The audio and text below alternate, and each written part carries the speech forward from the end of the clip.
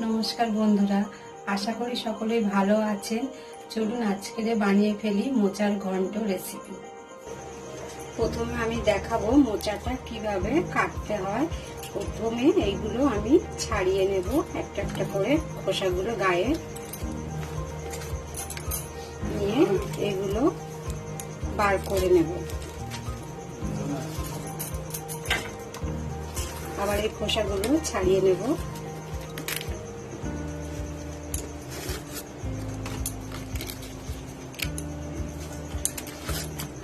এইভাবে পুরো মোচাটা আমি ছাড়িয়ে নেব।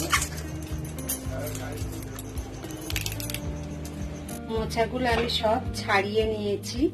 এবার এই পাপড়ির ভিতরে যে শক্তটা আছে, এই যে শক্তটা, এটা এইভাবে বার করে নিতে হবে একটা একটা করে। এই যে শক্ত একটা কাঠির মতো, এটা বার করে বাদ দিয়ে দিতে হবে।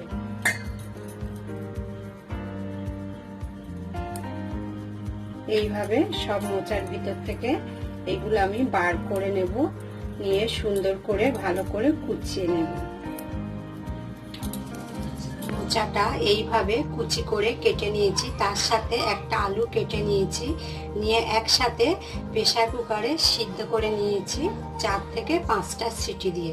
এবার এটা আমি বানিয়ে নেব।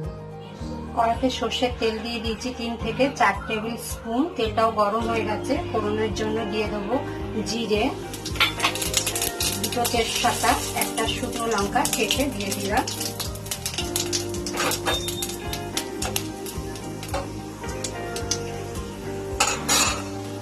এবার দিয়ে দেবো 1 টেবিল স্পুন আদা বাটা।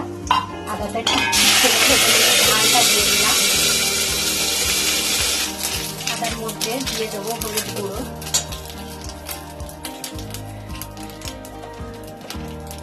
হাফ টেবিল স্পুনেরও কম দিলাম। অল্প সামান্য লঙ্কার গুঁড়ো দিলাম। একসঙ্গে ভালোভাবে মিশিয়ে নেব। 1 টেবিল স্পুন জিরের গুঁড়ো,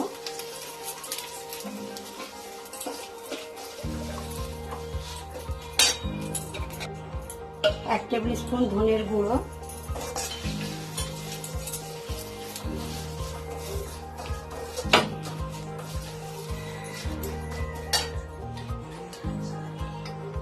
স্বাদ অনুযায়ী নুন দিয়ে দিলাম।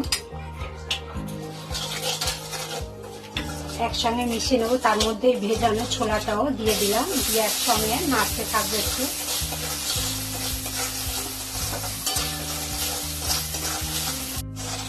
একটু জল দিয়ে দেব। মশলাটা কষা হয়ে গেছে। মশলার মধ্যে দিয়ে দেবো সিদ্ধ করা মোচা আর আলুটা একসাথে দিয়ে দেবো।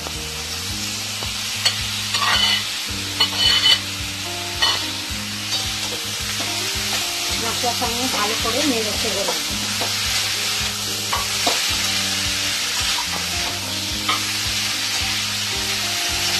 মোচাটা মশলার সঙ্গে ভালো করে নাড়াচাড়া করে নিয়েছি। এর মধ্যে অল্প একটু জল দিয়ে দেব। বেশি জল দেবো না, মোচাটা আমার সিদ্ধ করা আছে আগে থেকে। একটু এবার চিনি দিয়ে দেব। 1 টেবিল স্পুন চিনি দিয়ে দিলাম।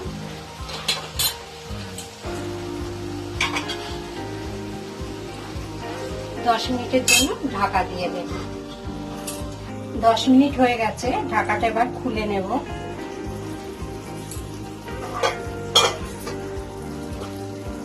একটু নাড়াচাড়া করে নেব।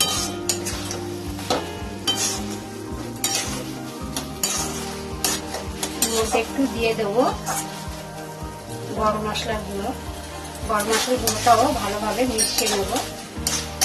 সহজভাবে বানিয়ে নিলাম নিরামিষ মোচার ঘন্ট। নামাবার আগে একটু ঘি দিয়ে দেব।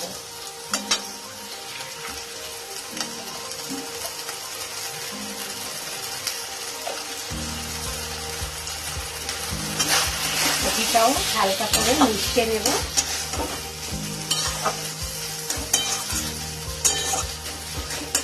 গ্যাসটা অফ করে দিলাম, দিয়ে নামিয়ে নেব।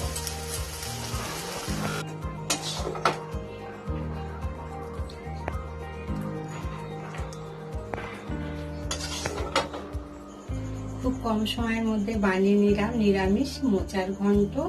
ভাত বা রুটির সাথে খেতে খুবই ভালো লাগবে। আমার রেসিপিটা দেখে লাইক, শেয়ার, কমেন্ট করবেন। আমার চ্যানেলটিকে অবশ্যই সাবস্ক্রাইব করবেন। ভিডিওটা দেখার জন্য ধন্যবাদ।